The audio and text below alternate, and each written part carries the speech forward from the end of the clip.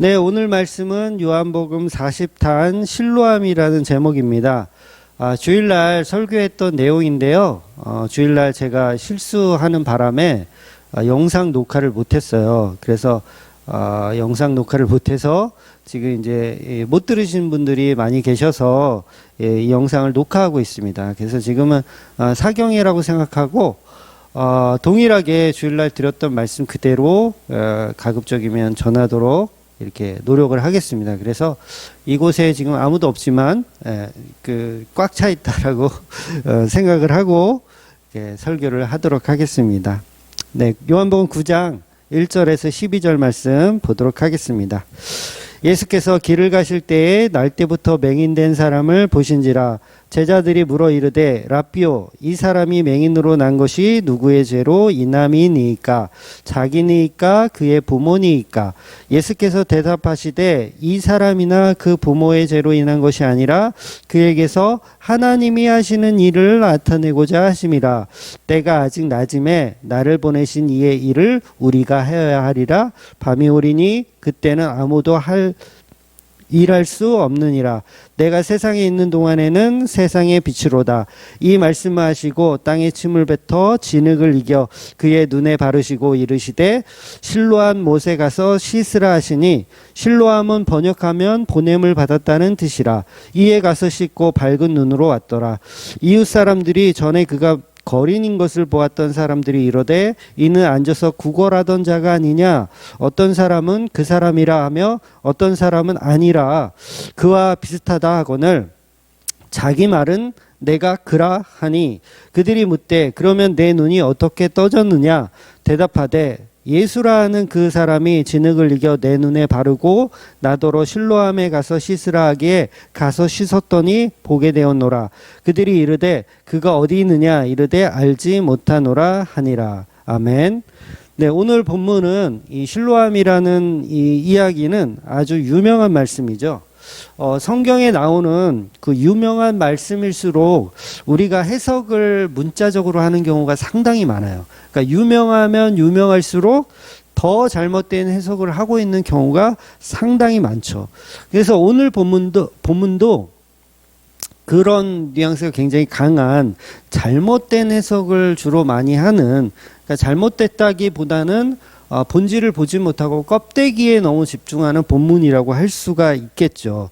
그래서 보통은 실로암이라는 이 단어에서도 우리가 생각하듯이 그냥 치료의 하나님, 우리를 치료해주고 우리를 낫게 해주는 그런 예수님으로만 우리가 생각할 수 있더라는 거예요. 그런데 그보다는 더 큰 의미가 있고 더 큰 본질이 오늘 본문에 숨어 있다라는 거죠. 그래서 그 하나님의 일을 오늘 예수님께서는 뭐라고 설명하시냐면 그것을 낮의 일이다. 예수님이 하시는 낮의 일이다 라고 설명하고 있는 거예요.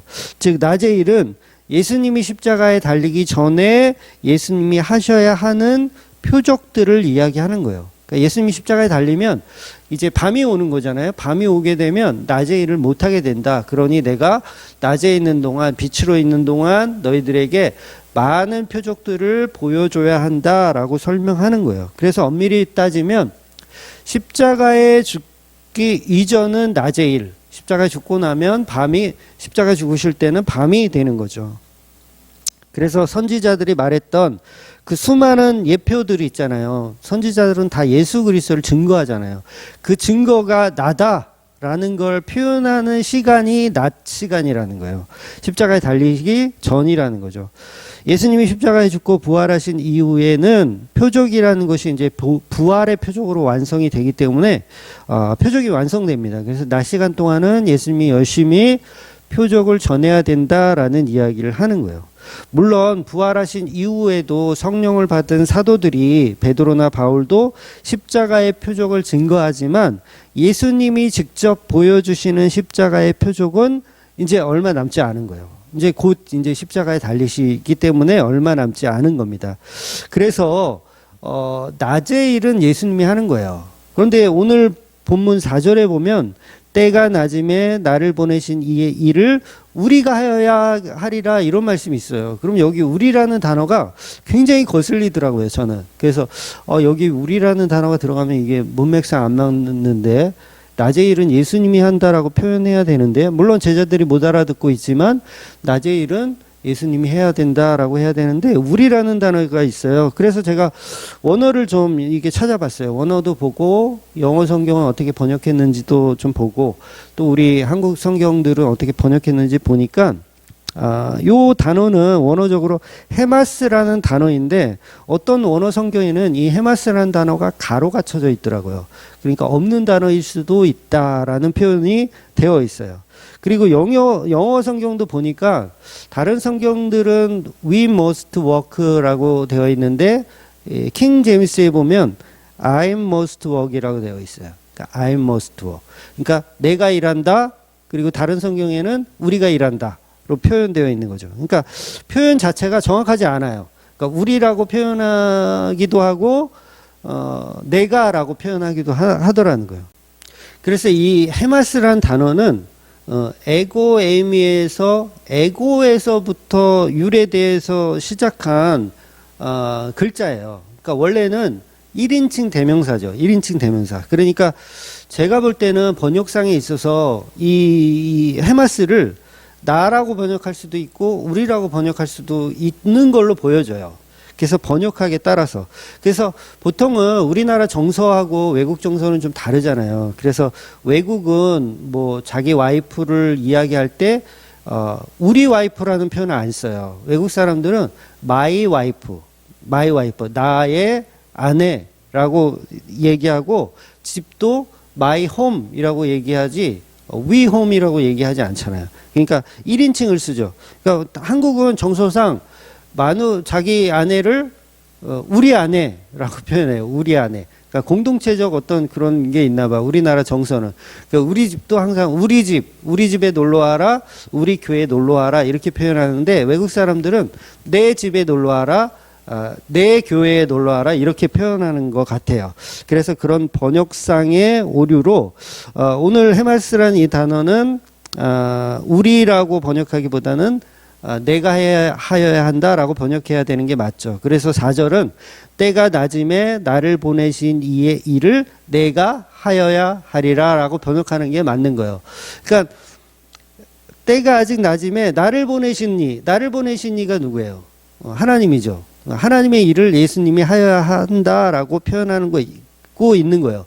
물론 그게 예수님의 일이고 나중에 성령 받게 되면 제자들도 그 일을 하게 되고 뭐 동일한 이야기가 되겠지만 그래도 오늘 본문의 해석은 낮의 일을 예수님이 해야 된다라고 보셔야 그게 맞는 해석인 것 같아요. 그래서 밤이 오리니 그때는 예수님이 밤이 오게 되면 내가 직접 표적을 보일 수가 없다라는 뜻이죠. 그러니까 낮과 밤의 의미는 십자가를 기준해서 그래서 설명을 드리고 있는 거예요.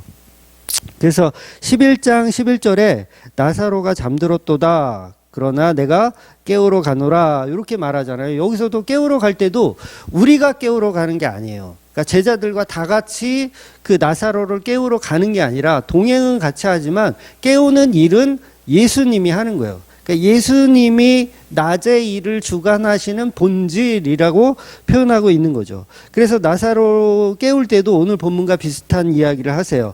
낮이 12시간이 아니냐라고 말씀하시는 거예요. 그러니까 나사로를 깨우러 내가 가야 된다. 낮 시간이 아직 남아있다. 내가 아직 십자가에 달릴 시간이 남아있으니 내가 가서 나사로를 깨워야 된다라고 하는 거예요. 그런데 옆에 있던 도마와 그 제자들이 이제 이 얘기를 못 알아듣은 거죠. 우리라는 그 표현을 그러니까 나라는 그 표현을 우리라는 표현으로 이해한 거예요. 그래서 우리가 가야 되나 보다. 그래서 우리도 죽으러 가자라는 이상한 뜬금없는 소리를 도마가 하게 되는 겁니다.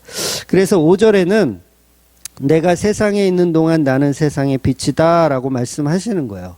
쉽게 이해가 되시죠? 내가 세상에 있는 동안 내가 세상의 빛이다. 내가 십자가에 달려서 부활 승천하시기 전까지는 내가 세상의 빛이고 내가 낮의 일을 내가 직접 행해야 한다. 그 얘기를 하시는 거죠. 그러니까 예수님이 이 땅에 오신 이유는 직접 뭔가를 보여주시기 위해서 오신 거잖아요. 직접 뭔가를 보여주시기 위해서 오셨는데 그 직접 뭔가를 하기 위한 그 결정판이 바로 십자가죠. 그 십자가를 표현하기 위한 사역들, 3년 반 동안 하는 그 사역들은 예수님이 하고 계신 낮의 시간이고 낮의 일을 지금 실행하고 계시다는 거죠.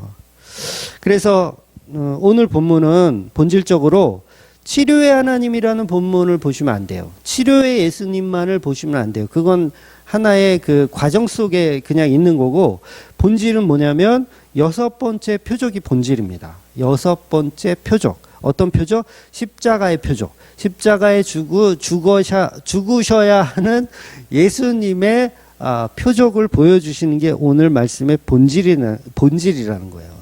그래서 앞서 8장에서 예수님의 설교 내용들의 연장선상에서 보지 않으면 전혀 이 실로암 사건 내용을 알아보지 못하게 됩니다. 그래서 8장의 개념을 모르면, 8장에 예수님이 계속 말씀하시잖아요. 계속 말씀하시면 그걸 못 알아들으면 9장만 딱 9장부터 놓고 보면 치료의 하나님만 부각돼요. 그럼 해석이 그렇게 갈 수밖에 없어요. 인본주의적으로 갈 수밖에 없어요. 그래서 전부 하는 실로암을 해석하는 그 방식이 어떤 방식이냐면 전부 기도원 들어가가지고 아픈데 손 얹고 기도해야 되는 걸로 알아요. 그러니까 부르심을 받아가지고 내가 기도원 가서 거기서 깨끗이 나음을 받는 거, 막 이런 거. 그래서 주여 1000번 외치고 주여 10,000번 외치고 막 부르짖으면 막 실명한 눈 이거 붙잡고 막 기도하는 거예요. 주여 실로암에서 눈을 뜬 것처럼 내 눈도 낫게 하여 주시옵소서라고 하면서 그 아픈데 손 얹고 기도하는 거죠. 제가 그랬다는 거예요. 다른 사람 얘기하는 게 아니라 제가 그랬다는 거예요. 그래서 성경을 바르게 이해하는 방법은 예수님의 말씀의 요지를 문맥 속에서 봐야 되는 거예요. 문맥 속에서. 그러니까 8장 없이 9장 해석하면 안 돼요. 그 해석이 안 돼요. 그 자체가. 그러니까 8장이 있어야 되고 그 8장의 연장선상에서 9장을 이해해야 되는 거예요. 그래서 저는 강해 설교를 해야 된다고 봐요. 그러니까 모든 목사님들이 좀 개인적인 바람이라고 해야 될까요? 그러니까 설교학 교수님들도 그 얘기 동일하게 말씀하세요. 설교는 무조건 강의 설교를 해야 된다. 제목 설교하면 앞뒤 문맥 다 잘라먹고 지가 하고 싶은 얘기 하게 된다라고 말씀들을 하세요. 그래서 설교학 교수님들도 항상 강의 설교를 해야 된다. 그래야 조금이나마 더 우리가 예수님의 말씀, 하나님의 말씀을 더 쉽게 이해할 수 있다라고 표현하세요. 그래서 강해 설교가 그만큼 중요한 겁니다. 그래서 구약 성경에 등장하는 책들은 크게 이제 4가지로 구분할 수가 있어요. 그러니까 율법서, 역사서, 시가서. 시가서는 이제 시편, 잠언, 욥기. 그다음에 선지서들이 있죠. 선지서는 이제 성경 뒤쪽에, 구약 성경 뒤쪽에 나오는 선지서들이 이제 많이 있어요. 그런데 중요한 것은 이 모든 율법과 역사서와 그리고 시편의 기록과 선지자의 글들, 이 4가지 모든 글들이 성경인데, 이 성경은 누구를 증거한다고 그랬습니까? 바로 메시아, 예수 그리스도를 증거한다고 했어요. 이건 절대 잊으시면 안 돼요. 저희 이건 계속 말씀드려야 돼요. 정말 이 개념이 없으면 모든 성경은 율법서, 역사서, 시가서, 선지서는 모든 성경은 예수 그리스도를 증거한다라는 이게 없어버리면 어떤 상황이냐면 내가 외국어를 하나도 모르는데 외국 영화를 막 자막 없이 보는 거예요. 그러니까 뭔가 보기는 봐. 막 자동차가 막 충돌하고 막 주인공이 뛰어다니고 막 뭔가 보기는 보는데 도대체 무슨 얘기인지 하나도 이해하지 못하는 상황이 되는 거예요.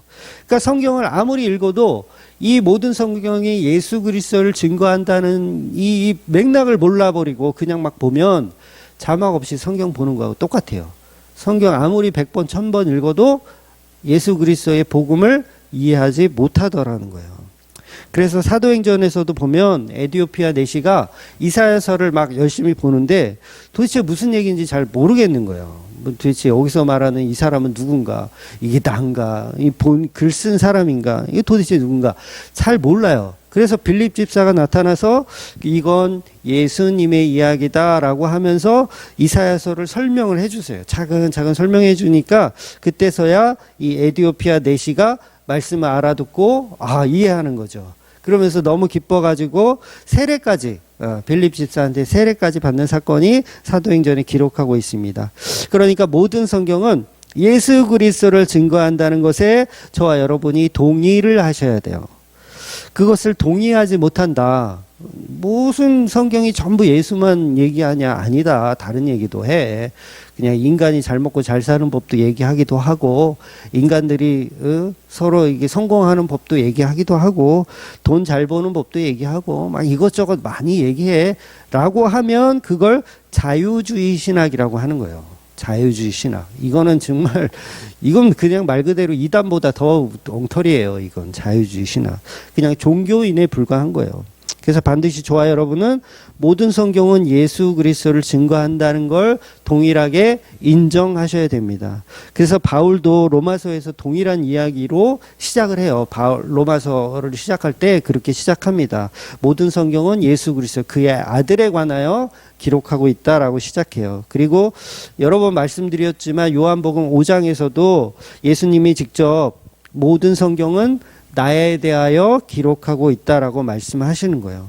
그리고 누가복음 기록에 보면 엠마오로 가는 제자들에게 누가복음 24장 27절에 보면 예수님이 제자들을 찾아가셔서 하시는 말씀이 이에 모세와 모든 선지자의 글로 시작하여 모든 성경에 쓴 바 자기에 관한 것을 자세히 설명하시느니라, 이렇게 기록하고 있어요.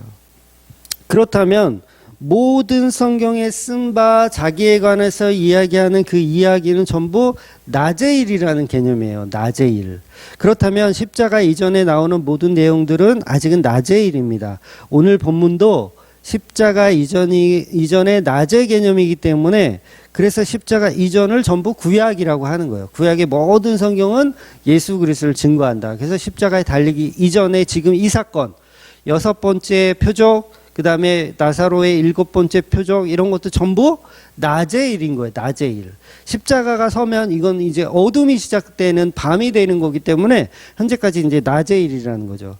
그렇다면 예수님이 공생의 기간 동안 말씀하신 모든 예화나 비유들, 그 전부 낮의 일인 거예요. 그래서 그 낮과 밤에 관한 이야기를 계속 예수님이 설명하시는 거죠. 즉 예수님은 모든 비유와 예화에 십자가 이야기를 전부 집어넣고 계세요. 그러니까 예수 그리스도에 관한 이야기를 전부 집어넣고 계신 거죠.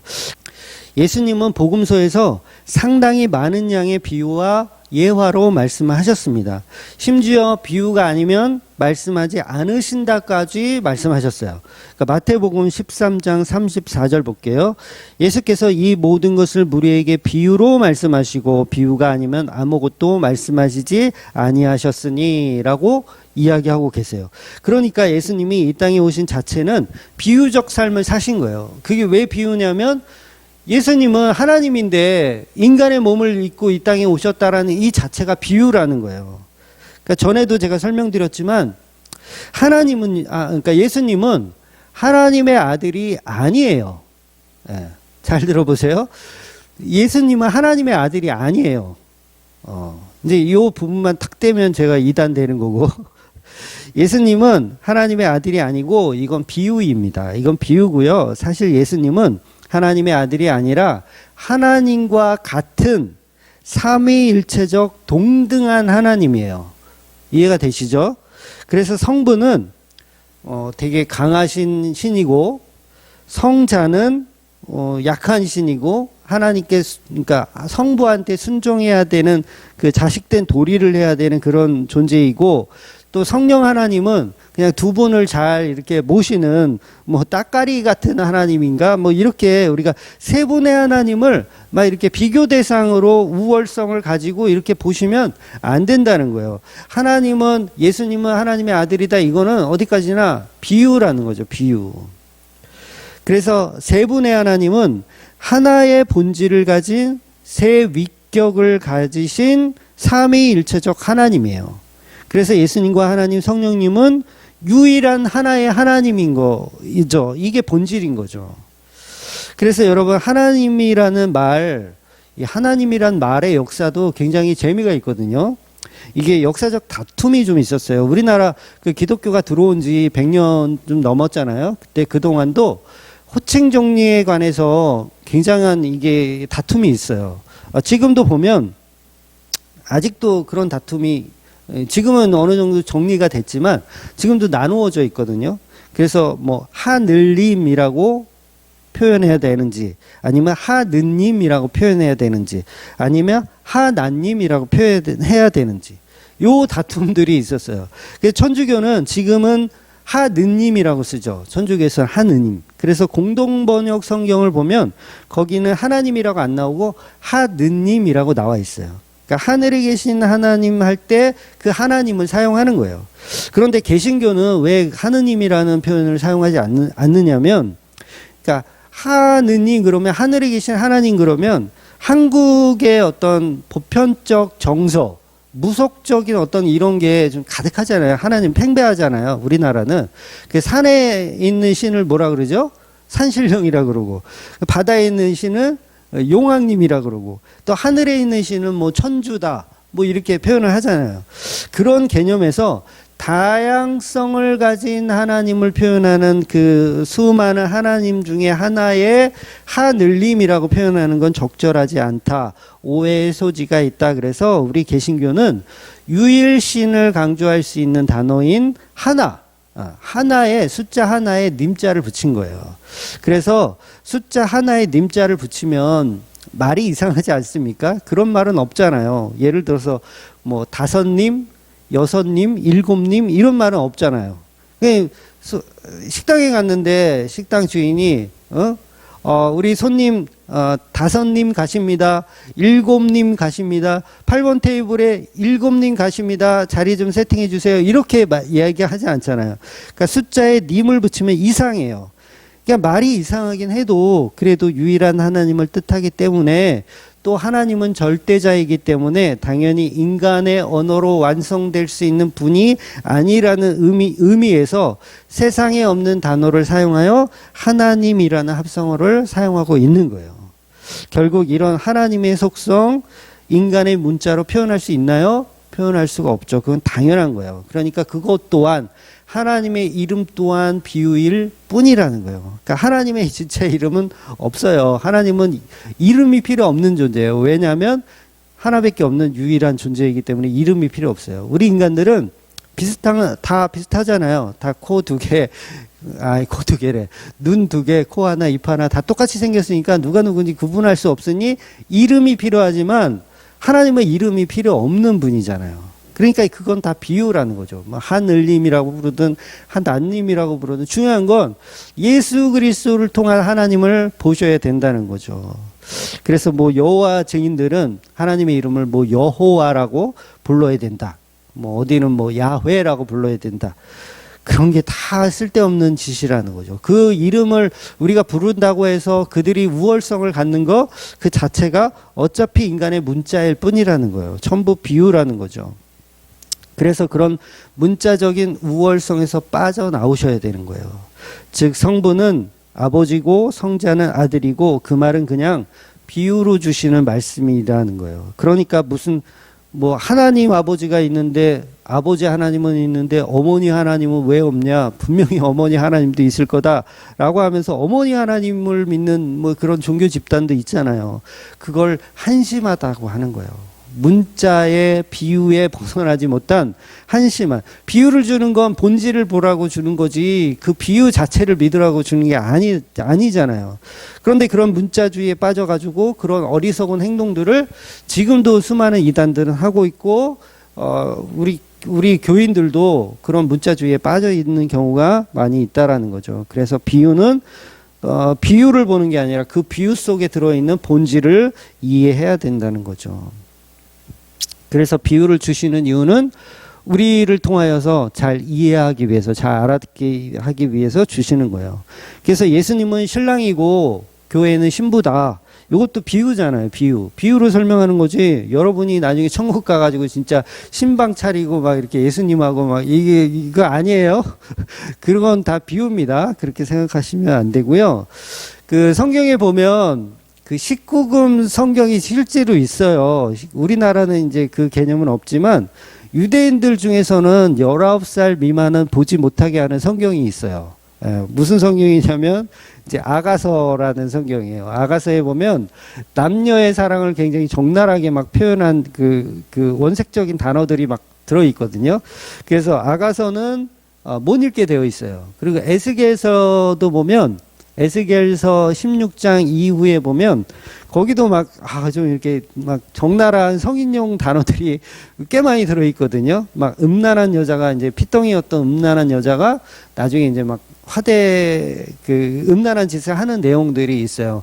막 심지어는 막 돈을 받고 이렇게 매춘을 하는 게 아니라 돈을 줘가면서 매춘하는 그런 끔찍한 장면들이 에스겔서에 나와 있어요. 그래서 유대인들에게는 19살 미만은 아가서와 에스겔서가 금지 책이에요. 못 보게 되어 있어요. 그러니까 그게 왜 있어요? 비유니까 그런 거예요. 비유니까. 비유이기 때문에 그런 거예요. 자, 그래서 낮의 일의 개념은 좀 이해가 되셨죠? 예수님도 그 낮의 일에 수많은 비유들을 말씀하셨습니다. 근데 비유들이 너무 많아서 이걸 다 할 수는 없고 나중에 이제 복음서를 보게 되면 누가복음이나 뭐 다른 마가복음이나 이렇게 보게 되면 이 비유들을 하나씩 이제 보게 되겠지만 두 가지만 오늘은 본문을 이해할 수 있는 그 두 가지만 말씀드릴게요. 첫 번째는 이제 선한 사마리아의 비유예요. 어떤 사람이 예루살렘에서 여리고성으로 내려가다가 강도를 만났어요. 그 옷을 벗기고 때려 거의 죽은 것을 버리고 갔어요. 마침 한 제사장이 지나가다가 죽어가는 자를 보고 피해서 지나가죠. 또 레위인도 그곳을 지나가다가 강도 만난 자를 보고 피해서 돌아가요. 그런데 선한 사마리아인이 여행 중에 이 선한 사마리아인은 제사장과 레위인과는 다르게 목적도 없는 나그네로 등장하는 거예요. 나그네로 등장해서 여행하다가 병자를 발견하고 그 환자를 치료해 주죠. 기름과 포도주로 상처를 치료해 주세요. 자, 이 예화 우리가 잘 아는 예화인데 이 예화 속에 예수님이 있습니까? 라는 질문이에요. 예수님이 있습니까? 예수님이 있죠. 요걸 예표라고 하는 거예요. 이걸 예표라고 하고 이걸 낮의 일이라고 하는 거예요. 예수님이 예화를 말씀하시면서 이 예화 속에 본인을 집어넣는다고요. 이게 낮의 일이에요. 예수님이 예화를 하면서 어떤 사건을 보여주시면서 그 속에 예수 그리스도의 주되심이 들어가는 거예요. 예수 그리스도의 십자가 은혜가 들어가는 거예요. 그래서 뭐 해석을 보통 이제 두 가지 해석으로 보통 하죠. 우리 개신교는 즉 선한 사마리아인이 예수님이다라고 해석할 수도 있고요. 저는 이제 강도 만난 자를 예수님이라고 비유해서 봐요. 해석을 하는데 어차피 교회와 예수님은 연합체이기 때문에 뭐 약간의 해석 차이는 큰 상관은 없어요. 그래서 출애굽기에서 보면 이 떡상이 있잖아요. 떡상 보면 그 떡을 예수님의 살과 피로 해석해도 되고요.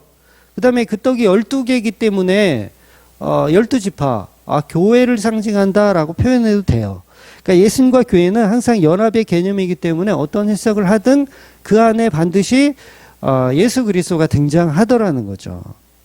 그런데 중요한 건 이 예화 속에서 그냥 우리가 이웃에게 봉사하고 이웃에게 잘 섬겨야 된다라고 이 비유를 이해하면 그걸 잘못된 비유 해석이다라고 하는 거예요.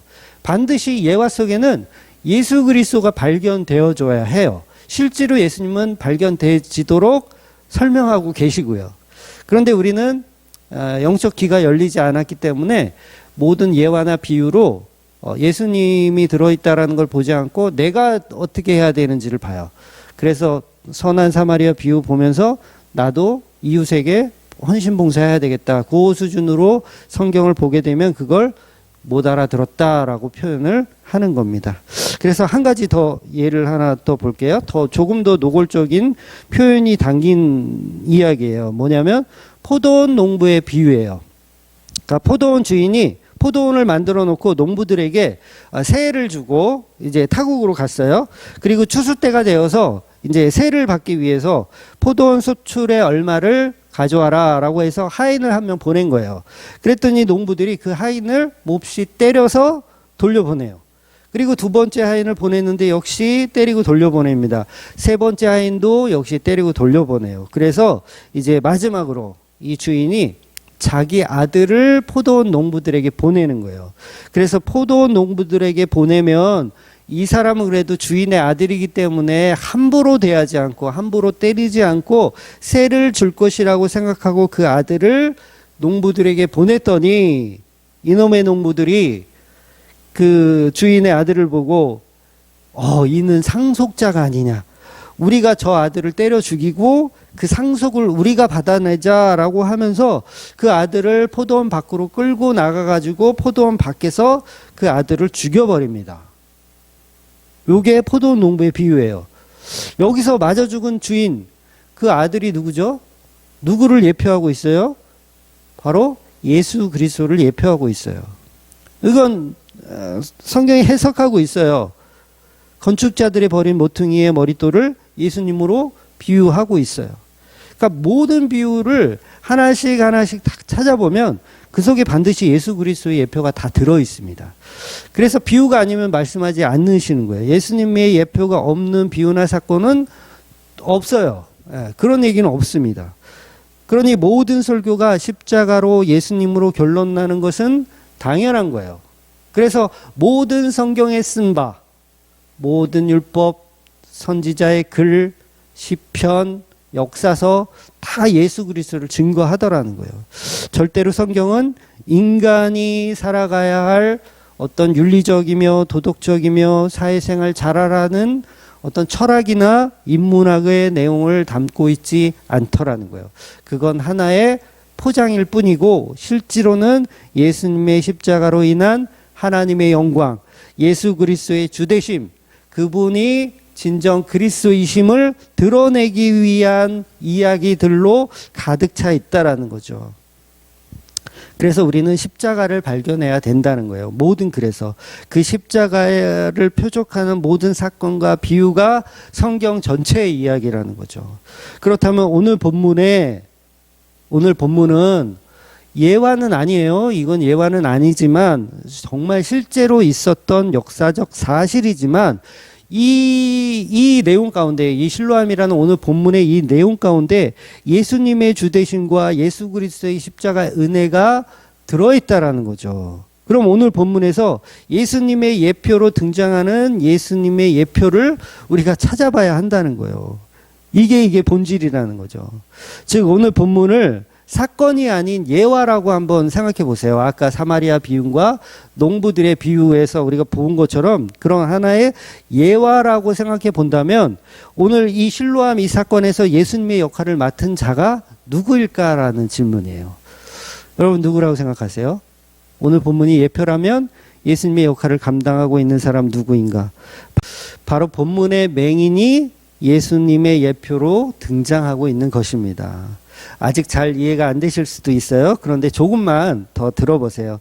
예수님은 8장에서 유대인들에게 이야기하는 본질이 뭐였죠? 8장에서 내가 바로 하나님이 보내신 자다라는 게 본질이었어요. 내가 하나님이 보내신 자야 라고 자기 자신을 에이미 하셨어요. 내가 그다. 내가 하나님이 보내신 그다 라고 표현하고 있어요. 내가 하나님이 보냄을 받은 자다라는 말을 계속 하는 거죠. 그런데 유대인들은 그 예수님의 말씀을 믿지 않아요. 믿지 않고 뭐라 그러냐면 야 너는 정신병자다. 야 너는 귀신이 들렸다. 무슨 네가 하나님이 보내신 자야. 계속해서 비아냥거리고 부정하고 그 부정의 절정을 뛰어넘어가서 폭력을 쓰면서 돌을 들어서 그 하나님이 보내신 자라고 주장하는 그 자를 돌을 들어 던지려고 하는 거예요. 죽이려고 하는 거예요. 그래서 예수님이 9장에서는 보내심을 받은 자가 누구인지를 비유적으로 사건을 통해서 말씀하고 계신 거예요. 그래서 오늘 본문에서 보내심을 받은 자가 누구죠? 바로 맹인입니다. 네, 본문 9장 7절 볼게요. 이르시되 실로암 못에 가서 씻으라 하시니 실로암은 번역하면 보냄을 받았다는 뜻이라. 이에 가서 씻고 밝은 눈으로 왔더라. 여러분 여기 보면 가로가 또 쳐져 있죠. 가로가 쳐져 있는 것은 후대에 기록했을 가능성이 크다고 그랬어요. 그래서 이 가로가 쳐진 거는 보통 보면 실로암 그러면 우리는 치료의 하나님을 봅니다. 치료의 하나님. 그런데 후대에 이 필사하는 사람들은 교회가 필사하기 때문에 이 뜻을 정확하게 알죠. 본문의 맥락을 정확히 알고서 쓰는 거예요. 이 필사하는 사람들은. 그런데 여기에 보면 실로암을 잘못 해석할 수 있잖아요. 그냥 치료의 하나님, 치료의 예수님의 수준으로 할 수 있기 때문에 이 부분은 정확하게 짚고 넘어가야 되겠다라고 해서 가로를 넣은 거예요. 그래서 실로암은 치료의 의미가 아니라 보냄을 받았다라는 의미를 가지고 있다라고 기록해 놓은 거예요. 그러니까 엉뚱한 해석하지 말라는 표현이죠. 그래서 본문을 필사하는 사람들이 그렇게 엉뚱한 번역을 하지 못하도록 이야기해 놓고 있는 거예요. 그래서 실로암의 본질, 오늘 본문의 본질은 치료의 하나님이 아니고 치료의 예수님이 아니고 보내심을 받은 자가 누구인가가 본질이라는 얘기를 하고 있는 거예요. 성경이. 아, 놀랍잖아요. 그러니까 맹인은 지금 삼위일체적 개념에서 예수님의 역할을 감당한 거고 예수님은 삼위일체적 개념에서 성부 하나님의 역할을 감당하고 있는 거예요. 이 지금 예화로 이게 표현하고 있는 거예요. 그래서 보내심을 받은 자가 어디를 가고 있어요? 지금 소경이 지금 눈에 덕지덕지 진흙을 바르고 어디를 가고 있냐면 실로암으로 내려가고 있는 거예요. 실로암으로. 그러니까 이게 예수님의 모습이에요. 실로암으로 내려가는 길이 그 길이 쉽습니까? 안 쉬워요. 아니 앞도 보이지 않아요. 얼굴에는 진흙을 잔뜩 발라가지고 아니 다른 사람들이 아마 그 모습을 보면 얼굴은 뭐 흙 같은 걸 잔뜩 바르고 있고 막 싫을 거 아니에요. 이상할 거 아니에요. 막 부정해 그러면서 다 피했을 거 아니에요. 사람들이 당신 어디가? 그럼 나 실로암 가는데 그래 뭐 내가 길 안내해 줄까? 이런 사람 아무도 없을 거 아니에요. 부정한 사람이 그냥 걷는 거예요. 걸었는지 기어갔는지 그거 모르지만 부정한 사람이 가는 거예요. 누구도 그 길을 칭찬해 주거나 도와주는 사람 없어요. 그러니까 자기는 왜 고쳐주는지도 몰라요. 사실 이 사람 고쳐달라고 한 적도 없어요. 그러니까 실로암까지 앞이 보이지 않는 상태로 가는 거예요. 여러분 실로암은 예루살렘 성전 남쪽에 있는 그 기온샘과 연결되어 있는 낮고 낮은 연못의 개념이에요. 여러분 같으면 처음 보는 사람이 눈에 진흙을 바르고 실로암 가서 씻으라고 하면 씻겠습니까? 저라면 이게 무슨 짓이냐고 막 성질 부렸을 것 같아요. 아니 내가 낫게 해달라고 한 적도 없잖아요. 본문엔 그런 얘기 없어요. 아니 낫게 할 수 있는 능력이 있으면 현장에서 그냥 고쳐주시지. 여러분 실제로 실로암 사건은요 굉장히 특이한 사건이에요. 그러니까 다른 그 성경에 보면 맹인을 고쳐준 사건이 나오거든요. 그러니까 치료해주는 그 다른 사건을 보면 현장에서 그냥 고쳐주세요. 이런 식으로 오늘 본문처럼 막 실로암까지 걸어가라. 그 실로암까지 걸어가는 길이 그게 장난이 아니잖아요. 맹인이 어떻게 거기까지 걸어가요? 그 험한 길을 걸어가라고 얘기하는 거예요. 그런데 신기하게도 이 맹인은 순종하더라는 거죠. 그리고 눈을 씻고 와서 눈이 떠진 상태에서도 유대인들에게 계속 복음을 증거합니다. 이 9장 전체가 다 그 얘기예요. 맹인이 복음 전하는 이야기예요. 9장 전체가 이 시각장애인이었던 이 맹인이 예수 그리스도 보내심을 받은 자를 증거하는 거예요. 자기를 보내준 자를 증거하는 거예요. 그러니까 예수님이 지금 8장에서 자기를 보내준 자를 증거했잖아요. 하나님을 증거했잖아요. 그게 똑같은 거예요. 바로 예수님을 예표로 등장하는 것이 이 맹인이라는 겁니다. 그래서 본문에서 9장 8절에 보면 맹인을 보고 이제 고침을 받고 온 맹인을 보고 사람들이 수군거려요. 아, 저 사람은 국어를 하던 맹인 그 사람 아니냐? 이 수군거려. 아니야, 그냥 비슷한 사람 같아. 아, 맞아. 아니라니까. 그러면서 사람들이 서로 수근수근 거려요. 그런데 놀랍게도 이 맹인이 9절에서 자기 본질을 선포해 버립니다. 뭐라고 선포하냐면 내가 그라라고 선포해요. 내가 그라. 이게 에고 에이미거든요. 에고 에이미. 그러니까 에고 에이미는 모세가 하나님을 만났을 때 하나님이 모세에게 자기를 소개했던 단어예요. 그러니까 스스로 계신 하나님을 헬라적 언어로 표현하면 에고 에임이에요. 그래서 예수님은 사역하는 낮 시간 동안에 계속 에고 에이미를 선포하고 계시는 거예요. 그래서 나는 생명의 떡이다. 나는 세상의 빛이다. 나는 문이다. 나는 선한 목자다. 나는 부활이요 생명이요 진리요 길이요 생명이다. 참포도나무다. 이런 에고에이미적 선포를 계속 해왔어요. 그러면 이게 하나님의 예화, 하나님의 예표, 예수 그리스도가 전달하고 싶은 예화라면 이 속에도 에고에이미가 등장하는 거예요. 물론 이 맹인이 하나님이란 얘기 아니에요. 하나님의 역할을 감당했기 때문에 에고에이미를 선포하더라는 거예요. 비유적 말씀이죠. 비유적 말씀. 즉 맹인이 직접 나는 보내심을 받은 자다 라는 에고에이미를 선포하는 거예요. 그래서 맹인은 예수님의 예표로 등장하는 거죠. 그래서 예수님의 예표로 등장하려면 맹인은 당연히 죄가 없어야 되죠. 예수님의 예표로 등장하려면 죄가 없어야 돼요. 그래서 죄 없는 맹인으로 등장하는 거예요. 굉장히 특이하죠. 이 맹인인데 죄가 없는 맹인으로 등장하는 거예요. 이거 말이 안 돼요. 맹인은 죄가 맹인으로 등장할 수가 없어요. 그래서 본문 9장 1절에 보면 제자들이 맹인을 보면서 저 맹인은 누구의 죄 때문에 맹인이 되었습니까? 라고 예수님한테 묻잖아요. 당연히 예수님의 말씀은 저 맹인은 자기의 죄 때문이다. 부모의 죄 때문이다. 선악과를 먹고 있는 저 죄 때문이다 라고 선포를 하셔야 문맥상 맞아요. 왜냐하면 율법에 그렇게 기록이 되어 있거든요. 인간은 누구나 죄인이다. 베드로도 그렇게, 사도 바울도 그렇게 얘기했잖아요. 인간은 누구나 죄인이다. 근데 죄가 없다는 얘기를 하는 거예요. 예수님이 지금 맹인한테. 그럼 이게 말씀에 안 맞아요. 율법에도 분명히 이 죄는 인간의 죄라고 표현하거든요. 민수기 14장 18절 볼게요.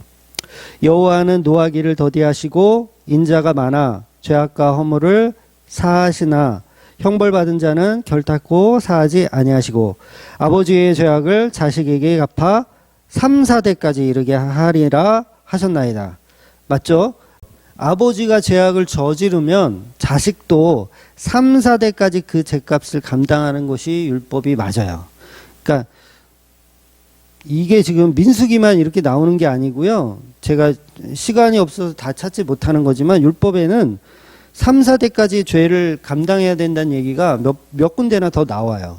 그러니까 당연히 제자들의 질문에 예수님의 대답은 민수기 말씀을 인용하여서 저 맹인은 가정의 죄 때문에 자기 가정의 죄 때문에 아담의 죄 때문에 조상의 죄 때문에 라고 맹인이 되었다라고 말씀하시는 게 맞아요.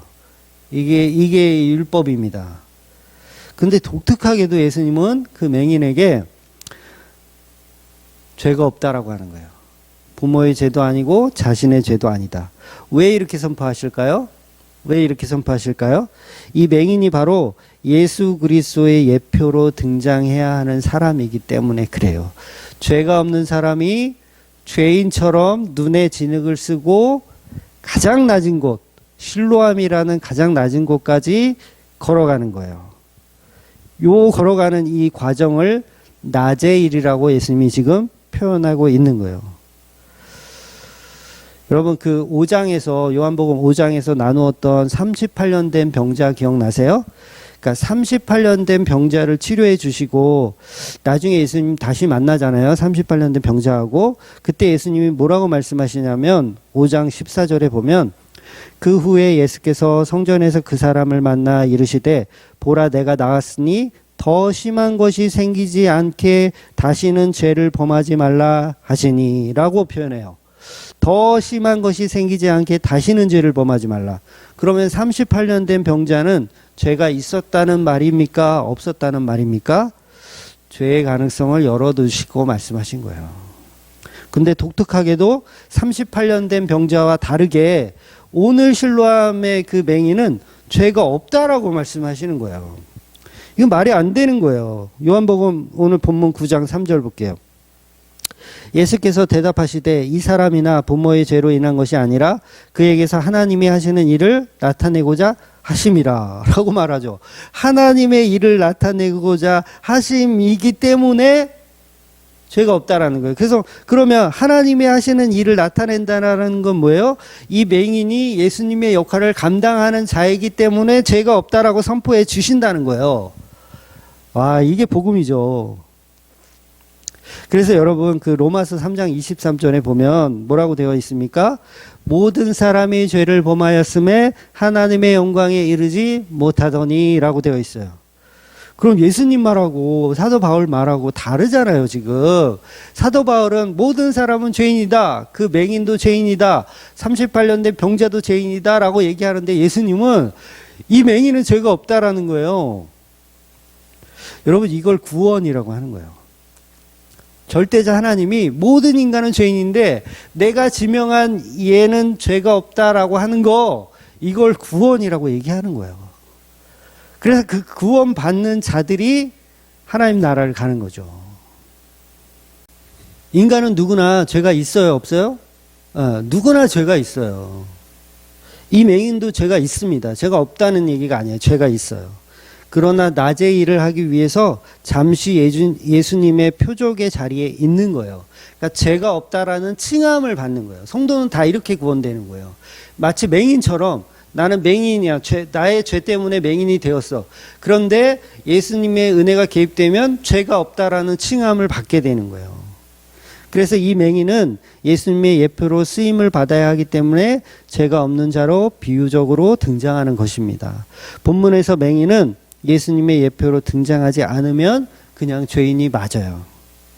그래서요, 인간의 질병은 선악과 목은 저와 여러분의 죄의 결과가 맞습니다. 이 세상의 모든 질병은요, 죄의 결과가 맞아요. 여러분, 타락하기 전에 에덴 동산에 질병이 있었을까요? 네, 타락하기 전에는 거기에는 질병 없었습니다. 인간이 선악과 먹고 타락했기 때문에 죄가 들어간 거예요. 그리고 고통이 들어간 거예요. 잉태하는 고통, 그 다음에 일하는 고통, 이런 고통들이 들어간 거예요. 그런데 에덴 동산, 천국은 질병이 없어요. 요한계시록 21장 4절 볼게요. 모든 눈물을 그 눈에서 닦아주시니 다시는 사망이 없고 애통하는 것이나 곡하는 것이나 아픈 것이 다시 있지 아니하리니 처음 것들이 다 지나갔음이로라. 여러분, 천국에는 코로나19 같은 게 없습니다. 있다고 해도 걔네들은 악한 존재들이 아니에요. 질병을 주는 존재가 아닌 거죠. 그러니까 거리두기를 안 해도 돼요. 천국에는.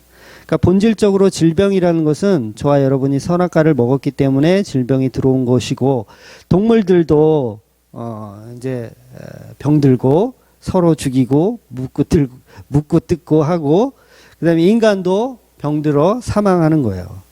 그러니까 에덴 동산에 있는 모기는 피를 빨았다 안 빨았다? 피를 안 빨았어요. 에덴 동산의 모기는 육식을 안 했습니다. 아마 이슬만 먹고 살았을 거예요. 착한 친구였을 거예요, 모기는. 코로나 바이러스도 마찬가지죠. 착한 친구였을 거예요. 에덴 동산에 있는 코로나 바이러스는. 그런데 인간의 죄로 서로 물고 뜯는 오징어 게임 세상이 된 거예요. 가시와 왕건키가 나면서 서로 죽이는 거예요. 내 배를 채우기 위해서 잡아먹어야 돼요. 이런 시스템으로 바뀌어진 거예요. 그렇다면 모든 인간의 질병은 인간의 죄가 맞죠. 그렇다고 제가 장애인들은 죄값을 받고 있다, 그 얘기를 하고 있는 게 아닙니다. 본질적인 이해를 좀 하실 필요가 있어요. 어떤 형태로든 우리 인간은 다 죄값을 치르고 있는 거예요. 그래서 이 세상은 고통의 연속인 거예요. 그런데 이 고통의 연속, 이 지옥이에요. 지옥의 연속 속에서 구원의 손길이 들어오는 거죠. 그래서 내가 선택한 누군가를, 성도를 구원해내는 거, 요게 지금 하나님의 일, 낮의 일이라고 표현하는 거예요. 그래서 낮의 일의 결정판이 뭐예요? 십자가잖아요. 십자가의 일을 예수님이 지금 보여주시고 있는 거예요. 그래서 예수님의 은혜가 개입되면 우리는 고통 속에서도 소망이 있는 거예요. 구원의 소망.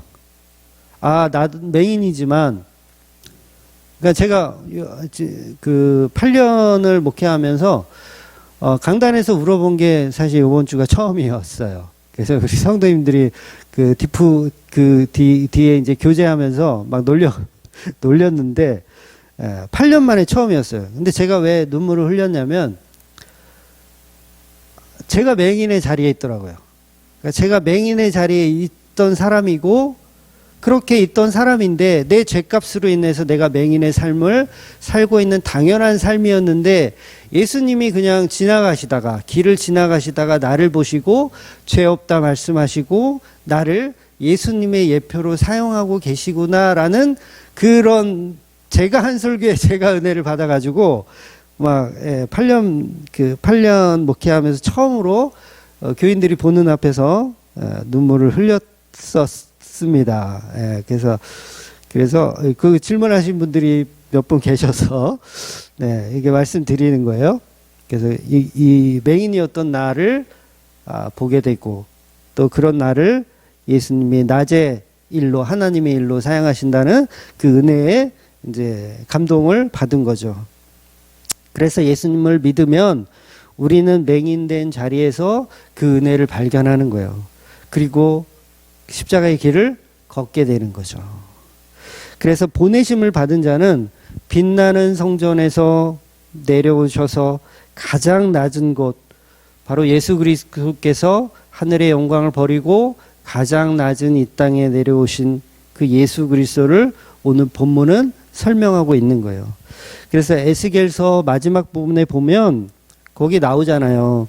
성전에서부터 시작하여 생수가 흘러나와요. 성전에서부터 작은 시냇물로, 강물로 바다가 되잖아요. 그러면 그 물을 닿는 곳마다 생명이 살아나요. 그 물을 마시는 자마다 생명이 살아나는 거예요. 바로 이 맹인은 성전을 떠나서 그 물줄기를 따라 바로 실로암이라고 하는 곳에 그 생명의 물까지 걸어가고 있는 거예요. 그 일을 예수님이 지금 하고 계신 거고, 우리 성도들도 그 길을 가게 된다는 거죠.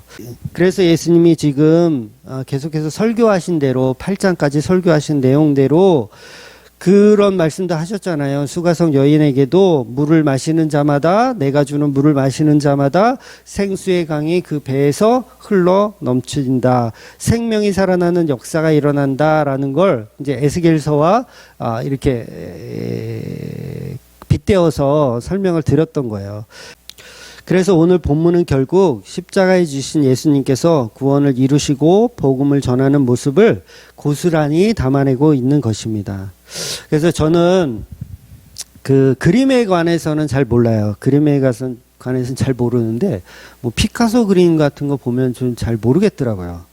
근데 이제 초등학교 때 이제 미술 시간에 여백의 미라는 걸 배웠어요. 그러니까 그게 시험 문제로도 나와서 제가 기억이 나는데, 여백의 미. 객관식 아니고 주관식으로 제가 맞췄어요. 맞췄던 기억이 나요. 여백의 미. 그러니까 여백의 미란 그림의 어떤 본질적인 내용을 더 부각하기 위해서 빈자리가 있어야 된다는 거잖아요. 그래서 그 그림을 더욱 돋보이게 인해서 해주는 어떤 기법이죠. 그러니까 언젠가 들었던 예화 중에서 이 예화를 어디서 들었는지 저는 기억이 도통 안 나가지고, 이 얘기 말씀드리면 뭐 사실인지는 모르겠어요. 사실 아닐 수도 있어요. 어디서 주워 들은 예화라서. 그 레오나르도 다빈치가 그 그림을 그렸던 일화이거든요. 아마 아시는 분도 있겠지만, 레오나르도 다빈치가 이제 유명한 화가잖아요. 그래서 그 작품 중에 최후의 만차이라는 작품이 있어요. 그래서 예수님이 가운데 계시고, 양 옆에 이제 12제자가 6명씩 이렇게 마지막 만찬을 하는 그 그림이 이제 최후의 만찬이죠. 교회를 다니지 않아도 이제 다 아는 그림인데, 이제 레오나르도가 그 그림을 그리면서 이제 친구한테 그 그림을 보여줬다 그래요. 친구한테 보여줬더니 그 친구가 그 작품을 보면서, 와, 멋있다. 특히 이 예수님이 들고 있는 이 잔은 너무 아름답다라고 극찬을 하더라는 거예요. 너무 아름답다, 멋있다. 이런 그림을 어떻게 그렸냐라고 극찬을 하더라는 거예요. 그래서 친구가 돌아간 후에 레오나르도는 그 그림을 폐기해버렸다 그래요. 그러니까 폐기해버리고 그림을 다시 그렸다 그래요. 그래서 다시 그린 그림에는 우리가 잘 알다시피 화려한 술잔의 모습은 없고요. 그냥 평범한 술잔들이 놓여 있어요. 그리고 예수님은 심지어 그 잔을 들고 있지도 않은 모습이에요. 그래서 네오나르도가 왜 그렇게 했냐면 본질을 무시하고 어떤 특정 부위가 부각된다면 그건 전체적으로 그림을 잘못 그린 거다라고 판단했다라는 거예요. 그래서 내용 전달을 할 수가 없는 엉뚱한 내용을 전달하는 작품은 실패작이라고 생각했기 때문에 그림을 폐기하고 다시 그렸다고 그러더라고요. 그래서 오늘 본문하고도 같은 맥락이 아닌가라고 해서 생각났어요. 성경 해석도 마찬가지예요. 어둠을 먼저 봐야 빛의 개념을 이해하는 거예요. 오늘 본문을 그냥 어떤 맹인의 치유 사건으로만 보면 그건 말 그대로 예수님이 들고 있는 멋진 술잔을 그린 거와 별반 다르지 않다는 거죠. 그러니까 본질을 봐야 된다는 거죠. 최후의 만찬이라고 하는 본질. 그래서 이 9장에서는, 요한복음 9장에서는 이 맹인의 이 행동, 이게 9장 전체를 다 채우거든요. 굉장히 이건 많은 양을 할애한 거예요. 그러니까 보통은 병자 치유나 이런 건 짧잖아요. 성경에 기록한 게 짧잖아요. 그런데 굉장히 많은 부분을 차지하고 있어요. 이걸 눈여겨볼 필요가 있죠. 그러니까 지금 9장에 등장하는 맹인은 예수님의 예표로 등장하기 때문에 많은 분량을 차지하고 있는 거예요. 단순히 그냥 병 고쳐주는 거면 이렇게 많은 분량을 차지할 필요가 없지만 많이 차지하고 있다는 거죠. 그래서 9장은 아까도 말씀드린 대로 8장에서 예수님이 설교하셨던 내용들을 다시 한번 현실적으로 나타내는 설명을 하고 있는 내용이에요. 그래서 일종의 이제 시청각 교육이라고 할 수 있죠. 그래서 8장 초반에서 그 가늠한 여인이 뜬금없이 사이에 끼어들고 있었던 것도 시청각 교육의 개념이라고 제가 말씀을 드렸잖아요. 그래서 요한복음 1장이 빛과 어둠으로 시작한 것처럼 예수님의 현장 사역 역시 예수님의 말씀으로 끝나는 게 아니라 말씀과 현장 사역이 같이 이루어져 있어요. 굉장히 예수님은 너무 자세히 설명해 주세요. 복음을. 그냥 말로만 하는 게 아니라 그 말을 진짜 현실로 보여주셔. 그러니까 이건 안 믿을래야 안 믿을 수가 없는 상황이 되는 거죠. 즉 빛과 어둠에 관해서 말씀만 하는 것이 아니라 직접 맹인의 눈을 띄워주는 사건을 보여주시기도 한다는 거죠. 그래서 한 예로 11장에 가면 죽은 나사로 살리는 이야기가 나오잖아요. 근데 죽은 나사로를 살리기 전에 그 마리아하고 마르다한테 미리 말씀하시잖아요. 뭐라고 말씀하시냐면 무릎 살아서 나를 믿는 자는 영원히 죽지 아니하리니 이것을 내가 믿느냐라고 미리 물어보세요. 그러니까 말로 물어보시는 거죠. 그리고 나서 그걸 진짜 행동으로 확증해 버리시는 거예요. 나사로를 이렇게 세우면서 죽은 자를 살리면서 확증으로 말씀해 주시는 거예요. 그러니까 실제로 8장의 설교들을 우리가 계속 몇 주 동안 봤잖아요. 설교들을 이제 9장에서는 보여주시는 거죠. 내가 말로만 하는 게 아니라 진짜 그거를 내가 확증으로 보여줄게 라고 말씀하시는 거예요. 즉 그러니까 오늘 본문에 등장하는 6번째 표적은 예수님이 말로만 떠드는 선지자의 수준이 아니고 완전한 메시아라는 사실을 선포해 버리시는 사건이라는 거죠. 여러분 그래서 화가는 백지를 그려내지 못하잖아요. 맞죠? 다만 여백의 미를 만들 뿐이에요. 그런데 하나님은 그 백지 자체를 그 여백 자체를 그려낼 수 있는 분이라는 거예요. 창조주 하나님의 개념인 거죠. 다시 말해서 창세기 1장 창조에서 우리는 빛을 만든 것만 기억해요. 빛을 만든 것만. 그러니까 어둠을 만드신 하나님도 그런데 기억해야 돼요. 오늘 본문은 사실 그걸 얘기하고 있어요. 그러니까 하나님이 첫날 만드신 것은 우리가 보통 이제 빛이다라고 알고 있는데 그거는 잘못된 이야기예요. 빛보다 먼저 만든 게 어둠이라는 거죠. 근데 우리는 그걸 못 봐요. 어둠을 먼저 보지 않고 빛을 봅니다. 그건 당연한 거예요. 그게 뭐 틀렸다는 게 아니라. 그래서 성경 해석도 마찬가지예요. 어둠을 먼저 봐야 빛의 개념을 이해하는 거예요. 여러분 하나님은 결코 빛만 만드신 분이 아니에요. 성경에서 하나님은 어둠을 만들었다는 내용이 분명히 있습니다.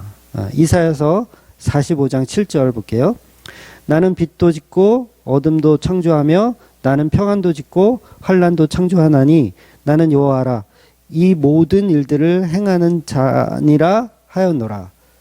그러니까 하나님은 빛도 창조하시고 어둠도 창조하시고 평안도 주시고 환난도 주시는 하나님이라는 거예요. 그런데 다빈치의 예화처럼 친구가 그 잔만 본 것처럼 우리는 빛만 보기를 원한다는 거예요. 좋은 것만 보기를 원해요. 그래서 어둠을 먼저 보라고 저와 여러분을 맹인으로 만드는 거예요. 맹인으로 만드는 거. 왜 그렇게 만드시냐면 어둠에서 시작해서 빛을 알아보라는 거예요. 은혜를 받기 위해서는 죄가 뭔지를 먼저 알라는 거죠. 즉 하나님은 빛과 어둠을 다 만드시는 분입니다. 즉 평안도 만드시고 환난도 만드세요. 여러분 환난이 오면 그래서 잘 견뎌야 하는 이유가 성도라면 이 또한 하나님이 주신 선물이기 때문에 그래요. 물론 여기서 주의해야 할 것은 자기의 나태함이나 게으름 막 이런 것 때문에 생기는 환난을 복이라고 우기면 안 되고 그거는 사기를 치는 거고 예를 들면 막 병원 가야 되는데 아파서 병원 가야 되는데 얼마든지 이건 하나님이 주신 은혜라고 막 이것도 선물이라 그러면서 막 견뎌 자기가 그러니까 이것도 하나님이 주신 병이라 그러면서 근데 그건 바른 해석이 아니에요. 그렇게 이해하는 사람들이 이제 영지주의 이단이죠. 그래서 영지주의 이단들이 중세시대 때 보면 막 그런 걸 하거든요. 수도원 같은 데 들어가가지고 막 자기 몸을 학대해요. 자기 몸 학대하고 막 고행하고 막 금식하고 불교하고 비슷하게 가는 거죠. 막 그렇게 하는 게 하나님의 뭐 어둠을 이해하는 뭐 그런 방식이다라고 하는데 그걸 이단이라고 하는 거예요. 그러니까 괜히 막 예수님 그 40일 금식 막 흉내내고 그러지 마세요. 40일 금식을 왜 우리가 합니까? 그런 거 하는 거 아니에요. 그런 말이 아니고 성도에게 주어지는 불가항력적 환난 자체. 그러니까 불가항력적 환난. 그러니까 불가항력적 환난이란 태어날 때부터 맹인된 자예요, 그냥. 자기의 어떤 죄로, 자기의 의지로 그렇게 죄가 된 게 아니라 불가항력적 환난으로 일어난 어떤 고난, 현상들은 하나님의 선물이라는 거예요. 제가 감히 말씀드려요. 단 성도에게만. 세상 사람들에게 세상의 질병은 자신들의 죄 때문에 일어난 결과입니다. 그리고 교인들도 마찬가지예요. 우리 성도들도 우리의 죄 때문에 일어난 결과가 맞아요. 선악과를 먹었기 때문에 인류는 다 이 생로병사가 일어나게 된 거예요. 그러나 그 중에서도 성도들은 예수님의 은혜를 받는 과정 속에 있기 때문에 그 모든 과정은 은혜로 봐야 된다는 것이죠. 이게 다른 거예요. 일반 성도들과 세상 사람들은 이게 다른 거예요. 환난을 겪는 모습 자체가 달라요. 그래서 성도는 죽는 날도 그렇게 두려워하지 않는 거예요. 오늘 이 맹인이 하나님의 영광을 위해서 태어났다고 합니다. 정말 놀라운 얘기예요. 이 영광이 뭐겠어요? 예수님을 증거하는 삶, 예수님의 예표된 삶을 살아내는 존재로 있는 거예요. 똑같은 죄인이라서, 똑같은 아담의 후손이라서 우리는 땀 흘리고 일해야 되고 땀 흘리고 고통스럽게 아기를 낳아야 되고 동일한 고통 속에 살지만 세상 사람들과 성도의 차이는 그 고통 속에서 예수를 발견하는 거예요. 내 삶의, 내 인생이 맹인이라도 그 맹인의 삶에서 예수를 발견내는 날이 오더라는 거죠. 한 번 더 정리를 해드리겠습니다. 제자들이 저 맹인이 고통당하는 것은 누구의 죄 때문입니까? 라고 질문했어요. 아까 말씀드린 대로 율법서에 나오는 것처럼 제자들은 사람들이 병에 걸리면 무조건 하나님의 저주를 받은 거라고 생각했습니다. 왜 그런 생각을 했다고요? 어둠을 보지 못하는 거예요. 빛만 보는 거예요. 하나님은 그런데 어둠도 만드는 분이라는 것을 기억해야 한다는 거죠. 그런데 얼마든지 그러니 얼마든지 하나님은 어둠도 창조하신 분이라는 거예요. 그래서 평안도 주시고 환난도 주시는 분. 여러분 선지자들에게 환난이 없었나요? 선지자 보면 다 환난이 있었어요. 환난이 없는 선지자가 없어요. 에스겔도 바벨론으로 끌려가서 고통당하잖아요. 그러나 성도에게는 빛을 보게 하는 거예요. 하나님이 강권적으로 보여주시는 거예요. 그 선지자들도 어둠을 경험하게 되는 거예요. 어둠을 경험해야 선지자 노릇을 할 수 있는 거예요. 불신자들에게 어둠은 그냥 저주일 뿐입니다. 본문에서 맹인은 성도가 아니라면 그냥 저주받은 사람이 맞아요. 부모의 죄이거나 자기의 죄이거나 아담의 죄이거나 누구의 죄로 됐든 맹인은 그냥 저주받은 자가 맞아요. 그러나 이 맹인이 성도라면 하나님이 선택하신 백성이고 하나님이 선택하신 예수님이 쓰고자 원하시는 사람이었다라면 예수님이 그 맹인을 보고 죄가 없다라고 선포해 주신다는 거예요. 저와 여러분이 성도라면 우리는 다 죄가 있지만 죄가 없다라고 선포해 주시고 예수님의 예표로 예수님의 표적으로 사용하는 도구가 되더라는 거죠. 이 얼마나 은혜스러운 말씀입니까? 그러니까 이 맹인은요, 치료 자체가 기쁨이 아니에요. 이거 잘 이해하셔야 돼요. 예를 들면 이 맹인이 치료받고 왔어요. 치료받고 와가지고 막 복음을 증거하잖아요. 9장에 보면 내가 그다.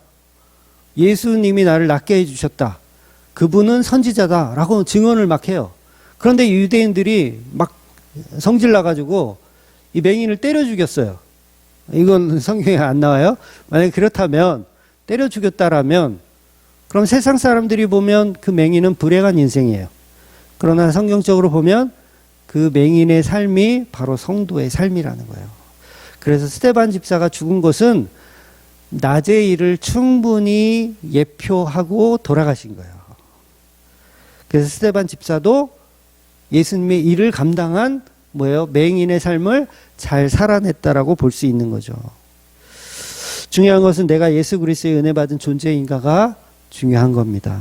그래서 성도는 이 세상을 저주로 고통으로 살고 있지만 내가 하나님께 은혜를 받고 예수 그리스도의 은혜를 받은 사람이라면 그 어둠에 있지 아니하고 항상 빛에 거하는 존재가 되는 것입니다. 그래서 저와 여러분에게 반드시 환난이 있었기 때문에 인내가 있고요. 인내가 있어서 연단이 있고요. 연단이 있었기 때문에 소망이 있는 거예요. 제 이야기가 아니라 사도 바울이 로마서 5장 4절에 하는 이야기입니다.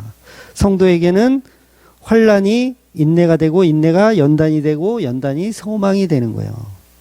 예수님 옆에 똑같은 강도가 달려 있어요. 둘 다 자기의 죄로 인해서 달려 있어요. 그런데 한 사람은 십자가의 고통을 받는 것이 은혜를 받기 위한 고통을 받고 있는 거고 한 사람은 자기 죄로 인해서 저주를 받고 있는 거예요. 그 차이입니다. 똑같은 고통이지만 성도는 달라요. 그래서 구원받은 성도는 잘 견딜 수 있는 거예요. 그래서 예수님이 구원받은 강도에게 말씀하시죠. 오늘 밤에 내가 너와 함께 낙원에 있으리라. 뭘 주신 거예요? 소망을 주신 거예요. 잘 견뎌라. 네가 하는 고통, 그 고통은 저주가 아니다. 너에게 은혜를 베풀기 위한 과정이었다. 그러니 회개하고 주 예수를 믿어라 라고 말씀하시는 거예요. 그래서 예수님은 우리 성도들의 죄를 저주하지 않으세요. 참 신기하죠. 제가 예수님이라면 두 강도에게, 특히 그 착한 강도에게, 그 구원받은 강도에게 이야기했을 거예요. 그러게 진작 좀 착하게 살지. 무슨 놈을 그렇게 강도 짓을 많이 해가지고 막 책망하시고 혼내실 것 같아요. 근데 예수님은 책망하지 않으시고 혼내시지도 않고 소망을 주시더라는 거예요. 그래서 여러분, 저와 여러분이 성도라면 천국 가는 날 성도는 특이하게 자기의 죄를 심판받지 않아요. 잘 들으세요. 심판은요, 믿지 않는 사람들이 받는 겁니다. 믿는 사람들은 심판이 없어요. 죄를 묻지도 따지지도 않아요. 뭐 조사 심판 이런 거 다 거짓말이에요. 그런 거 없어요. 성도에게는 그런 게 없습니다. 그래서 우리가 천국에 가면 너는 무슨 죄를 졌고 너는 무슨 죄를 졌으나 내가 용서하겠다가 아니라, 그 수준이 아니라 아예 우리가 무슨 죄를 졌는지, 성도가 무슨 죄를 졌는지 모르는 척하는 것도 아니고 아예 기억을 못 하시는 거예요. 히브리서 10장 17절 18절 볼게요. 또 그들의 죄와 그들의 불법을 내가 다시 기억하지 아니하리라 하셨으니 이것들을 사하셨은즉 다시 죄를 위하여 제사 드릴 것이 없느니라. 바로 이것을 은혜라고 이야기하는 거예요. 죄가 있지만 기억하지 않으시는 은혜예요. 본문 3절에 제자들의 질문에 예수님의 말씀은 그에게서 하나님이 하시는 일을 나타내고자 하심이라 라고 말씀하시잖아요. 성도는 이렇게 하나님이 하신 일을 나타내기 위해서 고통 중에 있는 거예요. 맹인이라는 고통을 하나님이 하시는 일을 하기 위해서 고통 중에 있는 거예요. 여기서 중요한 것은 날 때부터 맹인된 자라는 거예요. 날 때부터. 불가항력적 고난이에요. 중간에 자기가 자기 쾌락으로 인해서 막 오토바이 질주하다가 맹인이 된 것도 아니고 그냥 날 때부터 맹인이었다는 거예요. 불가항력적 고난. 물론 사고로 다친 분들을 제가 뭐라고 하는 게 아닙니다. 사고로 다쳤더라도 성도라면 그건 불가항력적 고난이라고 생각합니다. 오해는 마세요. 그래서 성도들은 하나님의 절대 주권 속에서 그 은혜의 통로를 경험하는 거예요. 근데 그 경험이 아이러니하게도 어둠인데 그 어둠은 십자가의 삶을 사는 겁니다. 십자가의 삶을. 그래서 저도 이제 애꾸눈이잖아요. 아시는 분 아시겠지만 애꾸눈인데 애꾸눈으로 30년을 살았는데 지금도 이제 책 보고 뭐 모니터 보고 그러면 약간 이제 이게 밸런스가 안 맞아가지고 굉장히 힘든 핸디캡이 있어요. 그런데 뭐 자세히 안 보고 그러는 게 오히려 좋을 때도 있어요. 그래서 뭐 우리 마누라 볼 때 자세히 보면 사실 못생겼는데 흐릿하게 보고 대충 노안으로 보니까 그렇게 이뻐 보이더라고요. 즉 날 때부터 맹인되었다라는 말 속에는 너의 의지와 상관없이 너는 하나님이 사용하기 위해서 그렇게 피조되었고 하나님이 쓰기 위해서 만들어졌다라는 거예요. 그게 성도의 삶이라는 겁니다. 그래서 성도는요, 오늘만 살아도 축복된 삶이에요. 그렇다고 다 죽으란 말씀은 아니고요. 그래서 지난주에 미리 말씀드렸지만 소경이 눈을 뜨게 할 수 있는 분은 하나님밖에 없습니다. 그러니까 이사야서에서 이 말을 여러 번 반복하는데 이사야서에서 말하는 눈을 뜨게 하시는 분은 하나님이다. 그런데 오늘 본문은 그 일을 누군가가 하더라는 거예요. 그 누군가가 예수님이죠. 그러면 예수님이 하나님의 일을 하셨다라면 그분이 하나님이란 얘기를 선포하고 있는 거예요. 이사야서 42장 7절 볼게요. 내가 눈먼 자들의 눈을 밝히며 갇힌 자의 감옥에서 이끌어내며 흑암에 앉은 자를 감방에서 나오게 하리라. 자, 이게 하나님의 말씀이잖아요. 그런데 눈먼 자를 눈을 뜨게 하는 이 사건, 그 어떤 인간도 할 수 없는 이 일을 예수님이 하시는 거예요. 그럼 예수님은 곧 하나님이에요. 삼위일체의 하나님. 그래서 예수님이 흙으로 사람을 만드신 것처럼, 그러니까 하나님이 흙으로 사람을 만든 것처럼 빛과 어둠을 지금 창조하고 있는 거예요. 맹인의 눈에 진흙을 발라서 빛과 어둠을 창조하고 있다고요. 이 얘기가 이해가 되셨으면 좋겠어요. 그러니까 노골적으로 예수 그리스도는 창조주 하나님이다라는 걸 설명하는 거예요. 그 과정 속에 맹인이 예수 그리스도의 예표로 등장하는 것이고요. 그러니까 두 가지 이야기가 있어요. 오늘 본문에는 예수 그리스도의 주되심을 드러내기도 하고 예수 그리스도의 십자가를 드러내기도 하는 거예요. 놀라운 말씀이죠. 그래서 예수님은 맹인의 눈을 뜨게 해주시고 그 자리에서 잠시 떠나십니다. 그런데 예수님이 맹인의 곁에 없지만 예수님은 영적으로 실로암 몰까지 걸어가는 그 맹인의 한 걸음 한 걸음을 다 지켜보고 계시는 거예요. 그래서 저와 여러분의 삶도 비록 우리가 걸음걸이가 뒤뚱거리고 보잘것없는 모습으로 실로암까지 내려가는 그 예수님의 예표를 가지고 살지만 예수님은 끝까지 우리를 지켜보고 계신 겁니다. 그래서 39절 결론에 가면 맹인의 존재를 바꿔버리세요. 굉장한 얘기죠. 맹인의 존재를 바꿔요. 거꾸로 바리새인들은 맹인으로 만들어버리세요. 놀랍죠. 맹인은 눈을 뜨게 해주시고 맹인이 아닌 유대인들은 맹인이 아닌 바리새인들은 맹인으로 만들어 버리시는 거예요. 요한복음 9장 39절 결론을 한번 볼게요. 예수께서 이르시되 내가 심판하러 이 세상에 왔으니 보지 못하는 자들은 보게 하고 보는 자들은 맹인이 되게 하려 함이라 하시니. 아멘. 놀라운 말씀 하시죠. 그러니까 우리가 영적인 맹인이 되어서는 안 된다는 거죠. 반드시 보는 자가 되어야 돼요. 뭘 보냐? 예수님의 일, 하나님의 일, 낮의 일, 그것들이 이야기하는 모든 것의 결정판 십자가. 예수님의 십자가 은혜를 통해서 맹인된 자가 눈을 뜨고, 눈을 떴다고 우기는 바리새인들은 십자가에서 맹인이 되어버리는 거예요. 심판을 받는 거예요. 그래서 예수님의 십자가 은혜로 날마다 영적인 눈이 뜨이고 그 뜨인 눈으로 날마다 예수님의 은혜를 발견하는 저와 여러분이 되시기를 주의 이름으로 축원드리겠습니다. 아멘.